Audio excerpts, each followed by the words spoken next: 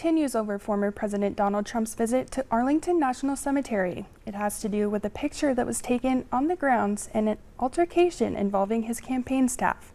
Comes as his opponent, Vice President Kamala Harris, prepares for a big moment with her running mate Tim Walz in the battleground state of Georgia today.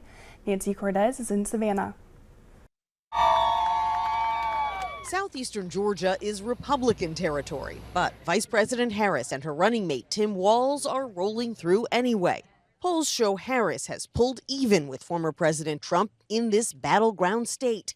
And her campaign says 35,000 volunteers have signed up in Georgia since Harris became the nominee last month. So far, she has stayed mum on the controversy over her opponent's visit to Arlington National Cemetery on Monday.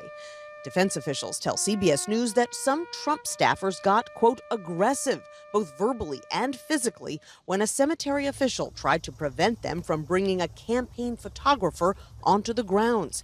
Federal law prohibits election-related activity in the cemetery. The Trump team insists their cameraman was invited by the family members of Staff Sergeant Taylor Hoover, and Hoover's family agrees. They all posed with Trump at Hoover's gravesite Monday. But there was another headstone in the picture belonging to Master Sergeant Andrew Marchesano, who died in 2020. In a statement to CBS News, Marchesano's sister said her understanding was that the Trump campaign staffer did not adhere to the rules.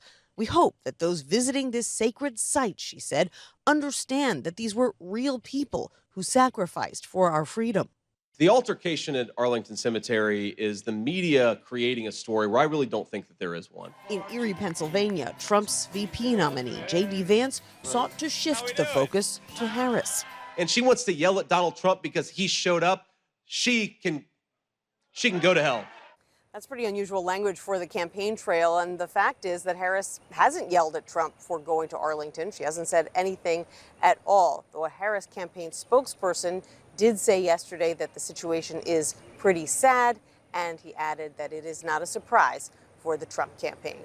Nancy Cortez, CBS News, Savannah. Trump is expected to be in La Crosse, Wisconsin today for a town hall. We'll have more from that tonight on Valley News Live.